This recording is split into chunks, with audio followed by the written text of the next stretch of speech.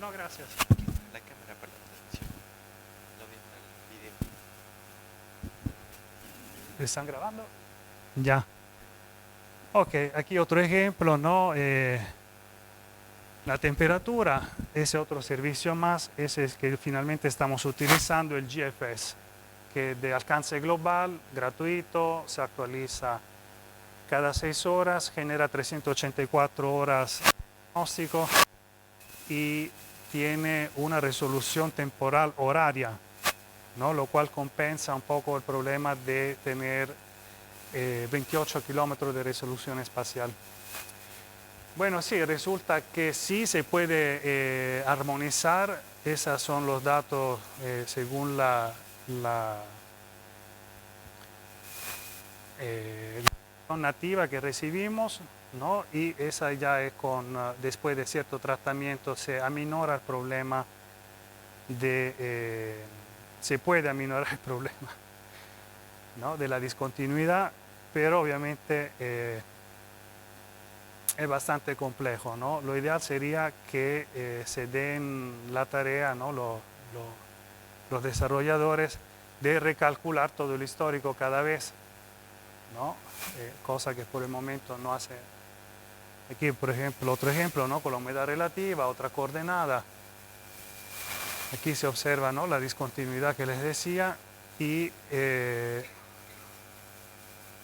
el mismo periodo después de haber sido rectificado. ¿Ya? Eso ha sido ¿no? Resolver ese problema, pero entonces ahora finalmente tenemos ¿cuánto? 7 años de histórico que podemos analizar y nos permite, sí, ahora sí nos permite aprender del pasado. Por ejemplo, el índice FFII, el que estamos utilizando, miren qué diferencia, ¿no? Entre la versión armonizada, que es la línea continua en rojo, y después esos periodos que corresponden justamente a determinadas actualizaciones del código, ¿sí? Y determinaron esos cambios bruscos del índice que obviamente no podemos utilizar en una climatología. Hay más ejemplos, humedad relativa, velocidad del viento, ¿sí? Y ahí están los periodos armonizados que son de hecho lo más interesante para ir a validar que también funcionaría el sistema de alerta temprana justamente en esas fechas con los datos armonizados.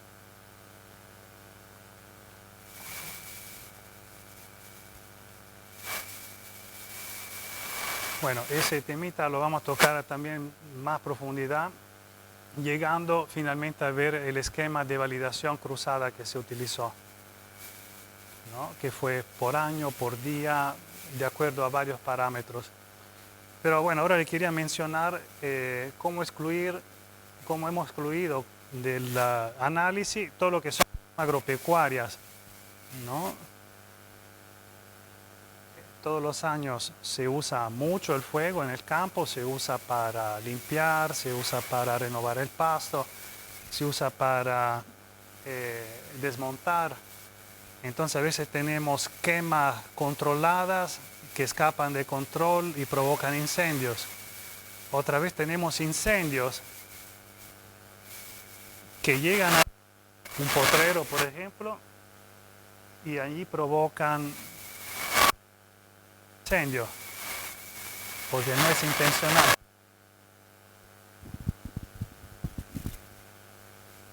¿Ya? Entonces es un problema muy importante, es muy importante separar lo que son quemas intencionales y lo que son propiamente. Difícil, una tarea que yo creo que nunca lo vamos a poder hacer de una manera exacta. Lo que sí hay que hacer el mayor esfuerzo para reducir el error, ¿no? Y la mayor parte de los errores se va a producir justamente en zona en el límite, ¿no? En el límite entre la vegetación natural y la vegetación cultivada. Ya, ese es un ejemplo, eso es aquí de Bolivia, esa Chiquitanía 2019. Bueno, en fin, como no sabemos y no vamos a saber exactamente qué hizo el fuego, si fue un rayo, si fue el vecino, si fue, no lo sé, un acto de Dios, lo que vamos a hacer es tomar toda la información disponible, toda la información cartográfica y cobertura del suelo, y de cajón excluir todo píxel que en algún momento haya sido clasificado como no combustible o de uso antrópico. Chao, desaparece del mapa. ¿Perdemos información? Sí, pero mejor perder información a incluir información errónea. Más capas disponibles, cobertura y uso del suelo, a diario hay nuevos productos como más biomas, hay otros tantos, ¿no?, que son diferentes. Y entre todos tenemos bastante seguridad, ¿no?, de poder la gran parte, la gran mayoría de los chaqueos, de lo que es cambio de uso del suelo, falsos positivos de toda índole. ¿Ya? Después, para terminar de limpiar la información de la variable dependiente, ¿qué vamos a hacer? Lo que utilizamos no es superficie quemada, lo que utilizamos es megavatios, ¿sí? O sea, la detección remota nos permite determinar con una buena precisión, son productos muy bien validados, la cantidad de energía térmica emitida, ya expresada en megavatios, y para eso tenemos varios productos que nos sirven, de VIRS, de MODIS, GOES, la misión GOES que se actualiza cada 10 minutos, ya, y por último todo es filtrado y validado, porque a veces foco de calor no significa quema, no significa que hay un daño extensivo y notorio en la vegetación. De hecho, con el MODIS, por ejemplo, que el que se utiliza más frecuentemente, una grilla de 1 kilómetro, y dentro de una grilla de 1 kilómetro, con que esté ardiendo 100 metros cuadrados, o sea, una superficie que será la mitad o la tercera parte de esa sala, ya, para que sea detectado por el satélite. Entonces, tenemos que hacer el mayor esfuerzo para bajar esa resolución. Hay un producto de área quemada, de la NASA también, aquí derivado de MODIS, tiene una resolución a 463 metros, y ese es el filtro final que utilizamos, ¿ya? Entonces estamos sumando toda la energía térmica detectada por satélite, pero la filtramos si es que ese producto también nos confirma que en tal fecha se quemó ese pixelito, ¿ya? Entonces, todos los filtros disponibles hay que utilizarlos para reducir el error. Eso es lo que queda. Buena parte del territorio de Ecuador desaparece del mapa, ¿no? No nos interesa. Eso es Cusco, ¿no? En el Perú, todo el bounding box.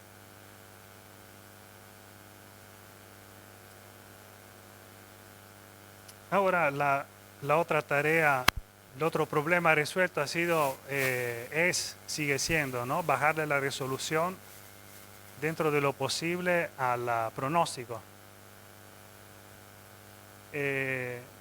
Como le mencionaba, la interacción entre el viento, el fuego y la topografía es muy importante. Estos son datos de Cusco. La posición relativa dentro de una cuenca hidrográfica es muy importante, ¿no? Y sobre todo, ahí tenemos una variable importantísima que es la altura sobre el drenaje más cercano, ¿ya? Entonces tenemos drenaje, tenemos cumbre o divisoria de cuenca, y todo ese recorrido cuesta arriba es lo que hace el fuego, ¿ya? Entonces, de acuerdo con la posición en la microcuenca, o mejor dicho, en ese tramo que separa el drenaje de la divisoria de cuenca, ahí es donde vamos a poder ubicar con mayor probabilidad el fuego, ¿ya? Que tiende a estar, se registró, de hecho, esa es la realidad que nos da los datos, en la cuenca medio alta, ¿sí? Ahí es donde vamos a registrar la mayor cantidad de energía térmica emitida y a la vez superficie quemada. Entonces eso, aquí está, aquí una cuenquita bien didáctica, ¿no? En azul los drenajes, en rojo la divisoria de cuenca. Y como les decía, la cuenca medio alta es donde vamos a ver la mayor cantidad de incendios propiamente dichos, porque la mayor actividad de fuego se registra en la zona agrícola, ¿no? La zona de donde aquí hay ganadería, aquí hay agricultura. Aquí es donde la gente quema y el fuego se va para arriba, por las laderas. Entonces, como vimos al principio, el viento es una de las variables de entrada más importantes en el índice de peligro, y por una buena razón, ¿no? Porque representa la componente horizontal de la longitud de llama. Y bueno, esas son algunas de las ecuaciones que he utilizado para reducir la escala del input que tenemos de pronóstico de velocidad del viento, y sobre todo para tratar de tomar en cuenta lo que es la interacción del viento con la topografía. Bueno, eso en realidad ya lo vimos, lo paso rápido. Aquí va, ese es de sumo interés. Entonces, ¿qué es lo que vemos aquí? Recuento de focos de calor y sumatoria de la energía radiante del fuego detectada por los satélites. Y aquí tenemos un valor de un índice de correspondencia entre la dirección del viento y la dirección de la pendiente. Si la pendiente mira al norte, el viento procede de norte, tenemos una correspondencia del 100%. ¿Ya? Obviamente, si el viento es de norte, pero yo estoy en la ladera sur, estoy protegido, ¿no? La misma orografía a mí me protege del viento, aparte de estar cuesta abajo, ¿no? Y de hecho, sí, la validación utilizando 7 años de histórico ha mostrado eso. Fíjense que la mayor cantidad de actividad del fuego se registra de cara al viento, ¿sí? Por eso es determinante conocer la dirección del viento y cómo esa interactúa con... De hecho, para esa región de Cusco en el Perú, la actividad del fuego, esa es solo información relativa a actividad del fuego, se registra mayormente entre agosto y octubre, entre las 12 y las 18, en horas de la tarde, en la cuenca medio alta y de cara al viento, ¿sí? Y de dónde sopla el viento, mayormente del noroeste, que es un poco lo que vivimos también aquí en Santa Cruz, ¿no? Aquí en la ciudad por lo menos. Son los mismos vientos, ¿no? Que nos alcanzan desde allí, desde el norte. Entonces prevalecen los vientos de noroeste, y la mayor cantidad de actividad del fuego, de incendios propiamente dicho, ocurre arriba de los 2500 metros en combustibles livianos, ocasionado por quema de rastrojo y pastizales, donde una fuerte pendiente y fuerte viento interactúan de manera desastrosa. Esa es la cuenquita que vimos antes, son como una semana, ¿no? La primera semana de septiembre de 2022, ¿sí? Entonces tenemos vientos diurnos de norte, noroeste y vientos nocturnos, a veces de sur, pero menos significativos. Y esa es la cuenquita que estamos viendo antes, ¿no? Entonces, de acuerdo con la velocidad del viento, la pendiente, etcétera, ¿no? O sea, no entraré en todo el detalle, eso es lo que podemos estimar. Claramente, sí, hay una diferencia importante, ¿no? Entre una vertiente y la otra en cuanto a lo que es peligro. No terminamos de modelar de manera correcta todas las dinámicas de la masa de aire, ¿no? que se pueden presentar, como en ese caso. Aquí tenemos esa cuenquita, se realizó una medición aquí y dice estaba fuertísimo el viento, pero nuestro índice daba un valor bajito, no preocupante, y esa es la explicación. En primer lugar, era un día relativamente húmedo, con una humedad relativa elevada, pero no pudimos modelar esa velocidad del viento tan notoria que se percibió en ese punto que está próximo al drenaje, ¿sí? Esa es la cuenquita. Los vientos prevalecientes eran de 320 grados, procedían de aquí. Entonces, ¿qué pasó? Un fenómeno muy común en territorios con ese tipo de orografía. Se encañonó, aquí hubo... eso actúa como un embudo, ¿ya? Entonces el viento prevaleciente procede de esa dirección. Pero ese es un pronóstico a 28 kilómetros de resolución, ¿ya? Ese encañonamiento o encanalamiento no lo podemos modelar todavía, ¿ya? Eso hay otros software que lo hacen. Lo ideal sería poder incorporar hasta eso, pero todavía no se ha hecho, no lo hemos hecho. Otra variable importante es un producto en desarrollo,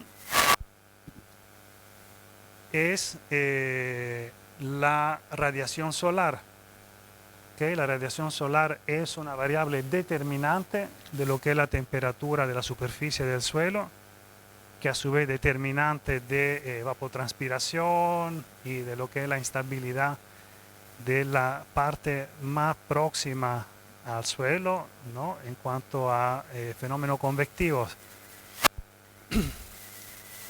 Y si ese es el pronóstico que recibimos, ¿no? Y eso es como podemos modelar para cada día del año, para cada hora del día, la posición del sol, la cantidad de energía radiante que alcanza el suelo en cada punto, ¿no? Y aquí vemos prácticamente, aquí hay una coordenada determinada que después se la voy a mostrar, ¿no? Tenemos aquí la interacción entre el sol y la topografía. Bueno, esa línea roja, amarilla representa la exposición. La línea roja representa la radiación directa incidente, real, la calentar ese pixelito, ¿no? De 30 metros en ese caso. Y esta es la radiación, ¿no? Que recibimos del sol de acuerdo con el pronóstico, ¿ya? Entonces, ese otro producto también en desarrollo que contribuye aquí a la determinación del peligro y a la zonificación del pronóstico de peligro. Ya, y eso es prácticamente la radiación solar incidente en cada punto. ¿Ya? Eso era... Ahí estaba la coordenada de donde saqué el histórico, ¿no? Esa gráfica. Ese es un día de pronóstico, ¿no? Donde lo que vemos es muy característico, ¿no? La vertiente que miran hacia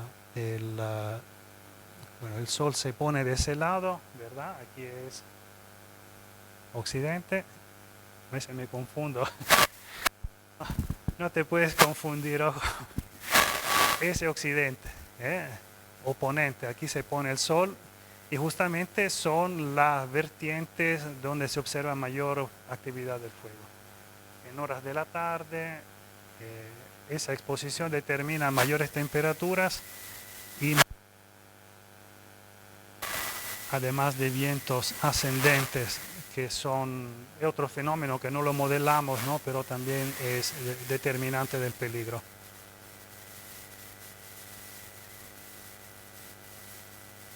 Y eso, así es como se ve el pronóstico considerando solo esa variable, que es la radiación incidente. Este es un día y estamos comparando, es el día de ayer. Aquí estamos comparando simplemente la radiación absorbida por el suelo, ¿no? Y la estamos comparando con los últimos 7 años de histórico. ¿Ok? Entonces ya estamos clasificando la imagen de acuerdo con los valores locales, históricos. Ok, llegamos ya a la última parte, que ha sido muy importante, tanto para validar qué tan buena es la estrategia implementada para armonizar la serie histórica, como para efectivamente ver si el pronóstico sirve para su fin, ¿no? Porque eso no es para publicar papers, eso es para prevenir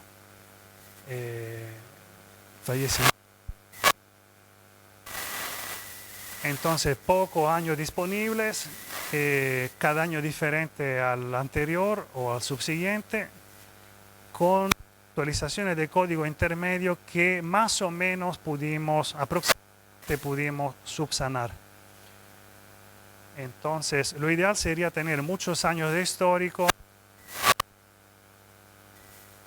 una buena tajada aquí de datos, ¿no? Para calcular la climatología y después usar el siguiente para poder hacer la validación.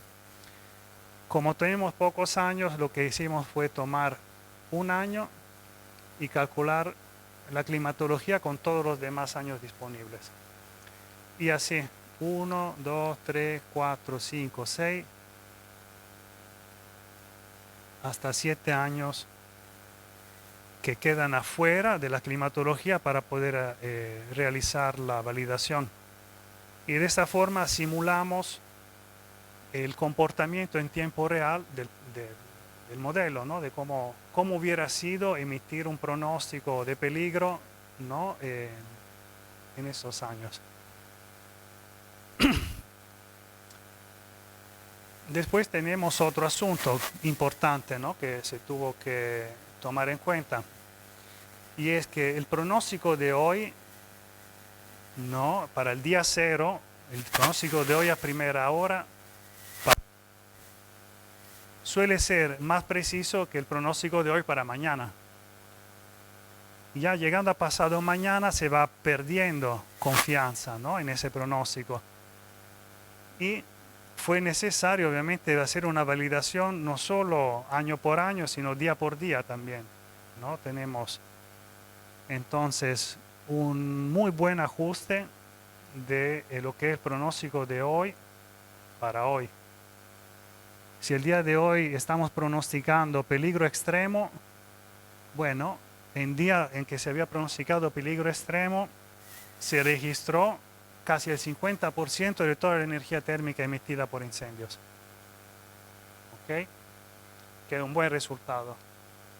Peligro alto alcanzó un 25%. Y ese prácticamente es el patrón que queremos observar, ¿sí? La mayor cantidad de energía térmica emitida debe registrarse en día de peligro alto o extremo. En día de peligro bajo es muy poco probable que haya incendios. Ahora, ese patrón tan bonito, así como de grada ascendente, se observa en el día 0, día 1, día 2, día 3.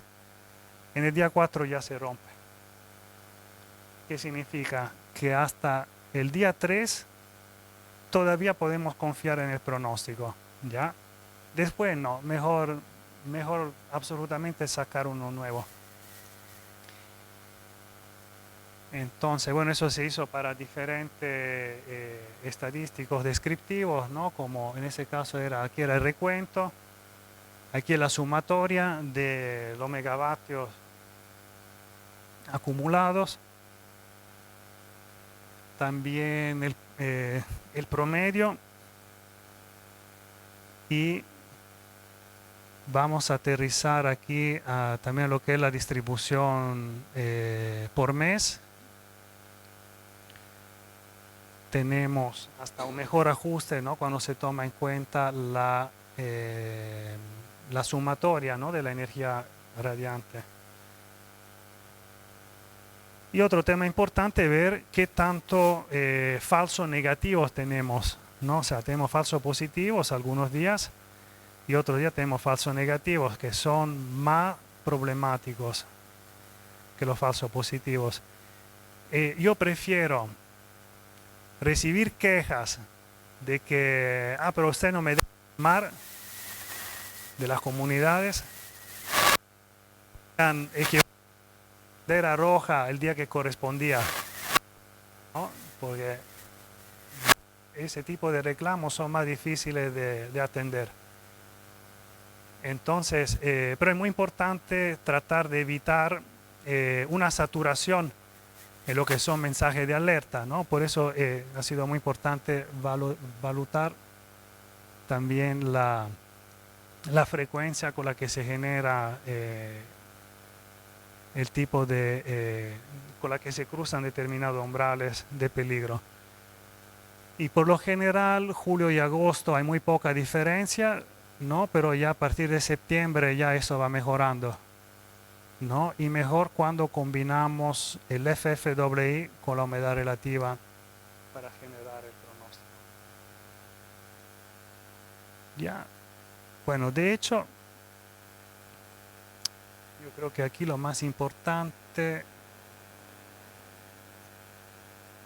es que llegamos concretamente al distrito. El distrito, como les comentaba, ¿no? La mayor parte de los incendios son en combustibles livianos y son lo que provocan mayores daños. Y bueno, determinadas comunidades han resultado ser las principales responsables, mayormente afectadas. Entonces también se puede encarar el tema con ellos de manera más directa. La distribución horaria de la energía térmica emitida en horas de la tarde, eso era predecible, ¿no? Pero interesante validarlo por hora, por día, por comunidad, ¿no? Y todo eso nos ayuda a diseñar un mejor sistema de alerta temprana, porque también aquí identificamos los días ideales para emitir los anuncios. O sea, días en los que históricamente no se ha registrado mucha actividad del fuego y que de hecho corresponden con los días de mayor uso del fuego en las chacras, ¿no? Y ya al siguiente día ya vemos los incendios. Pues eso nos ayudó a determinar también la entrega, ¿no? de la información. Y por último tenemos básicamente esa es la frecuencia de las alertas, ¿sí? Tenemos alerta de peligro extremo, muy poco frecuente, mayormente entre julio, agosto y septiembre. Peligro alto, peligro bajo, ¿no? Y lo que esperamos es que la gente utilice el fuego exclusivamente en días de peligro bajo o ese color blanco, ese lo utilizamos para señalar ausencia, falta de datos prácticamente, ¿no? Es decir, que en realidad ese colorcito verde para mí corresponde aquí, ¿ya? Pero en una negociación con los usuarios llegamos a esa simbología. Bueno, eso es lo que les quería compartir. ¿Sí? Muchos problemas técnicos resueltos, otros tanto a resolver, y todo siempre en negociación con las comunidades y con las prioridades de diferentes actores. Espero haya sido de su interés. No sé si hay cualquier comentario o pregunta. Muchas gracias por la presentación. Damos paso a las preguntas.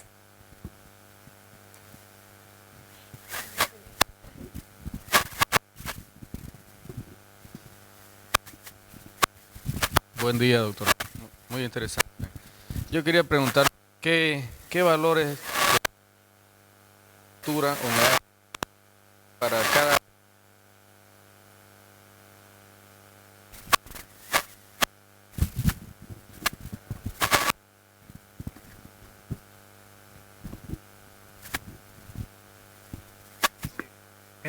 Mucha información, por eso, gracias por la pregunta.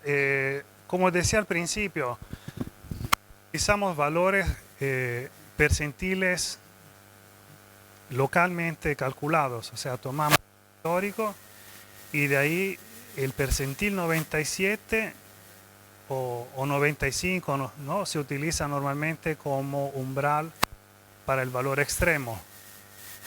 Ahora estamos utilizando 60, 75 y 95 para ser un poquito más conservadores. Entonces, ¿eso qué significa? Percentil 95 quiere decir que en 7 años el valor extremo de cada día ha estado 95% de las veces por debajo de ese umbral.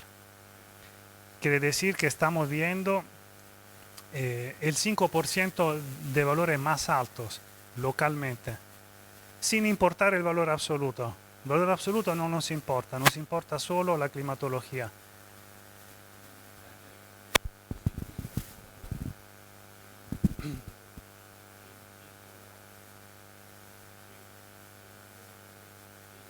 Lo más probable que sería roja, ¿no? Lo más probable que sería roja. No, también la temperatura, ¿no? Pero obviamente eso está en función al histórico local. No es lo mismo una temperatura de 40 grados en Santa Cruz de la Sierra, no a Samaipata. En Samaipata sería algo absolutamente extraordinario. Aquí es normal. Aquí es... Entonces, el mapeo de percentiles nos permite establecer umbrales que son significativos localmente en cada ubicación.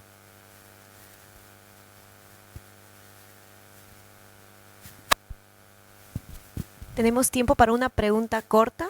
Si alguien se quedó con una duda, creo que no. Le agradecemos mucho, doctor, por tan brillante exposición y los invitamos a tomar un break de 10 minutos antes de la siguiente presentación. Pero antes un aplauso nuevamente para el doctor.